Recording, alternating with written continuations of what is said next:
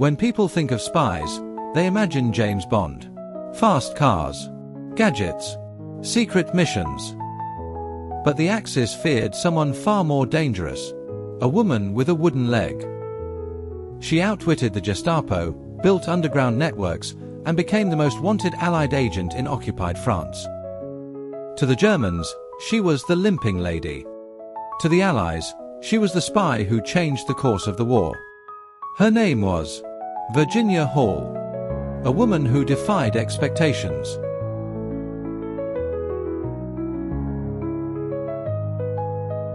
Virginia Hall was born in 1906 in Baltimore, Maryland, into a wealthy American family. She was a sharpshooting, snake-wearing tomboy who spoke several languages and dreamed of becoming a diplomat. But this wasn't easy for a woman in the 1930s. The US Foreign Service had only 6 women. Still, she persisted, working in consulates in Warsaw and Turkey. Until everything changed. In 1933, at the age of 27, Hall accidentally shot herself in the left foot while hunting in Turkey. Gangrene set in, and her left leg had to be amputated below the knee. She wore a wooden prosthetic she nicknamed Cuthbert. Her dream of being a diplomat crushed. The Foreign Service rejected amputees. But Hall wasn't done. When World War II broke out, she volunteered to drive ambulances in France. And when France fell to the Nazis in 1940, she didn't flee. She fought back. After escaping to London, Hall was recruited by Britain's secret wartime spy agency, the Special Operations Executive. Their mission: sabotage, subversion, and resistance. In 1941, Virginia Hall became the first female Allied agent sent into Vichy, France. She posed as a New York Post reporter and slipped into Lyon. There, she built a vast underground network, codenamed Heckler. She trained resistance fighters, smuggled downed airmen to safety, coordinated sabotage, and relayed vital intelligence to London, all while evading Nazi detection. And the Germans noticed. Gestapo chief Klaus Barbie, the butcher of Lyon, wanted her dead. They called her La Dame qui boite, the lady who limps. Posters with her sketch read, "The Allies' most dangerous spy, we must find and destroy her." In 1942, the Germans closed in. Hall was forced to escape. On foot. She hiked through the snowy Pyrenees Mountains into Spain, dragging Cuthbert, her wooden leg, the entire way. She radioed London. Cuthbert is being tiresome, but I can cope. Her supervisors, not knowing Cuthbert was her leg, responded. If Cuthbert is a problem, have him eliminated. The British thought she was too well known to return.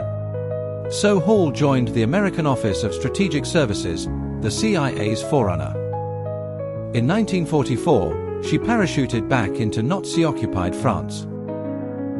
This time, disguised as an old peasant woman, grey hair, stooped posture, teeth filed down. Her new code name, Diane. She operated in central France, organizing resistance cells, coordinating airdrops, and arming fighters ahead of D-Day. One of her radios was powered by a bicycle, pedaled by locals while she transmitted messages. By mid-1944, her network had grown to 1,500 resistance fighters. They blew up bridges, derailed trains, and helped liberate towns, even before Allied troops arrived. After the war, Virginia Hall was awarded the Distinguished Service Cross, the only civilian woman in World War II to receive it. She also received France's Croix de Guerre, and was made a member of the British Empire. President Truman offered a public medal ceremony, which she declined and said, "Too many friends died for talking too much." She quietly joined the CIA, working on anti-communist missions during the early Cold War. Hall became one of the agency's first female field officers. But she never liked the bureaucracy. After retiring in 1966, she lived a quiet life on a Maryland farm with her husband, also a former agent. She refused to talk about her wartime exploits. Virginia Hall died in 1982 at the age of 76. For decades, her story remained hidden. But today, she's remembered as one of the greatest spies of World War II. Her prosthetic leg, Cuthbert, now sits in the CIA Museum. And her legacy lives on, in books, in films, and in every woman who breaks barriers in silence. She wasn't supposed to be a diplomat. She wasn't supposed to be a spy. She wasn't even supposed to be walking. But she redefined what a hero looks like. Was Virginia Hall one of the greatest spies of World War II? Drop your thoughts in the comments. We'd love to hear how you see her. Thanks for watching. And if you enjoyed this video, give it a like. Subscribe for more deep dives. And ring that bell so you never miss what's next.